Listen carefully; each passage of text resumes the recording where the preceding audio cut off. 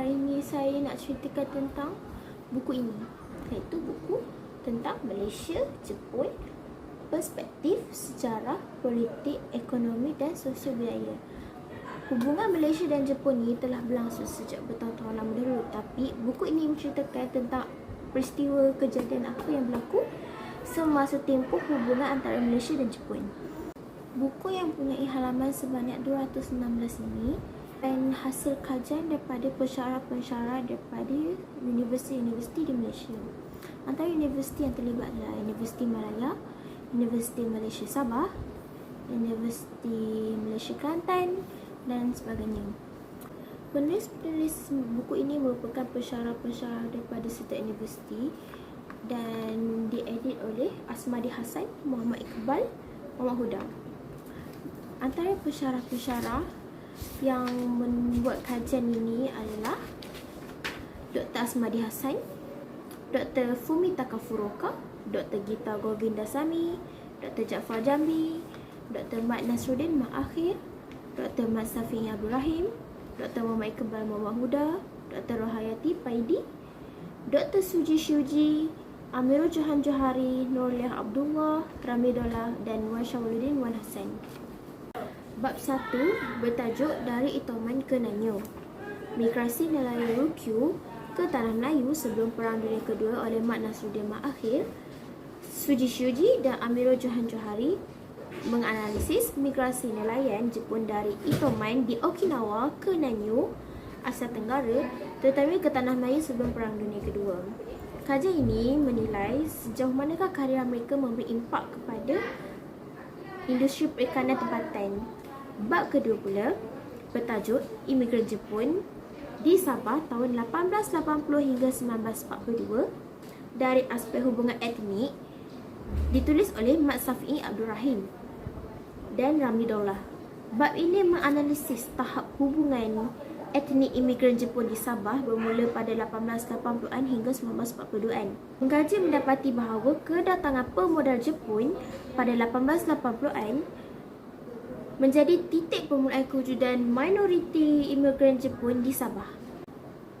Semasa tempoh tahun tersebut, terdapat pelbagai peristiwa yang berlaku, antaranya ialah Perang China dan Jepun pada tahun 1894 hingga tahun 1895 dan juga tahun 1937 hingga tahun 1945. Tajuk ketiga dalam buku ini ialah Pendudukan Jepun dan Kesedaran Nasionalisme dalam kalangan orang Melayu selepas Perang Dunia Kedua.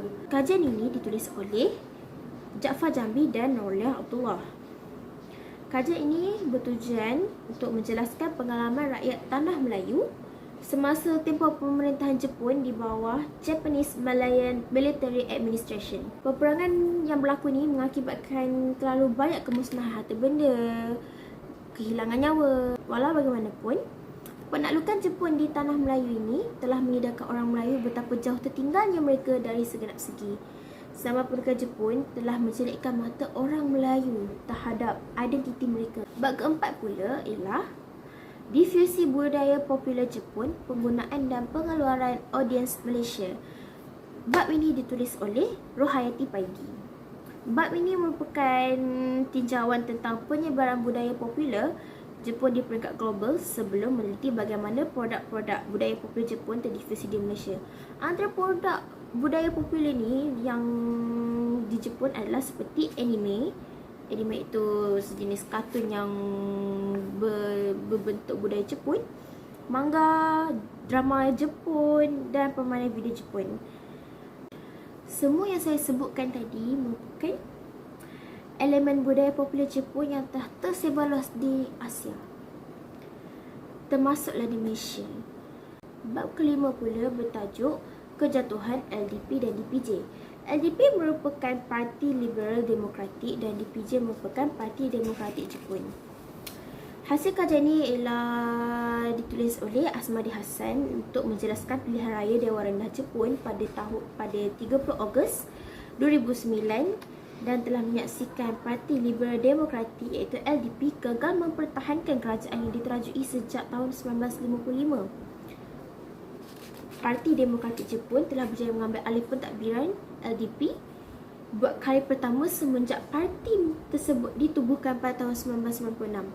Bab ke-6 buku ini pula bertajuk Bantuan Pembangunan Rasmi dalam Hubungan Malaysia-Jepun, iaitu ditulis bersama oleh Muhammad Iqbal Muhammad Huda dan Asmadi Hassan.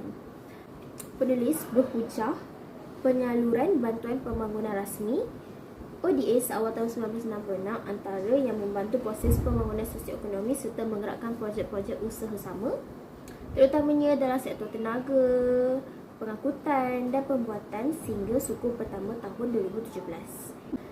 Bab ke-7 pula menceritakan tentang ekspor Malaysia ke Jepun 1980 hingga 2105. Sumbangan kepada pembangunan ekonomi Malaysia. Kajian ini ditulis oleh Fumitaka Furuoka. Ini bertujuan untuk mengkaji sama ada ekspor Malaysia ke Jepun menyumbang kepada pembangunan ekonomi di Malaysia atau sebaliknya. Bab ke-8 pula bertajuk Malaysia dan Jepun dalam proses regionalisme Asia Timur. Hasil kajian ini ditulis oleh Gita Govindasamy menjelaskan bagaimana usaha Malaysia melalui Mahathir Mohamad selepas memperkenalkan konsep East Asian Economic Grouping yang kemudiannya ditukar kepada East Asian Economic Caucus yang bertujuan untuk memupuk kesedaran identiti keserantauan.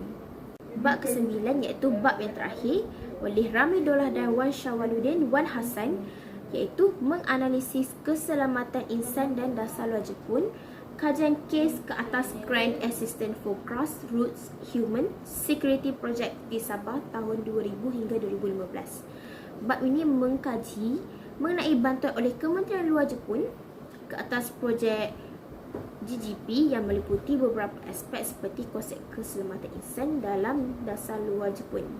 Akhir kata, penerbitan buku bertajuk Malaysia Jepun, Perspektif Sejarah, Politik, Ekonomi dan Sosial Budaya merupakan hasil usaha ahli-ahli Persatuan Pengajar Jepun Malaysia, iaitu MAJAS, dengan kerjasama pensyarah, penyelidik dalam bidang pengajaran Jepun di Jabatan Pengajar Asia Timur.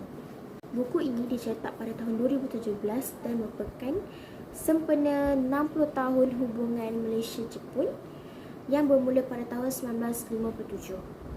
Di samping itu, dengan penerbitan buku ini dapat menambahkan lagi bilangan buku ilmiah sebagai sumber rujukan bertemakan Jepun dalam bahasa Malaysia. Terima kasih.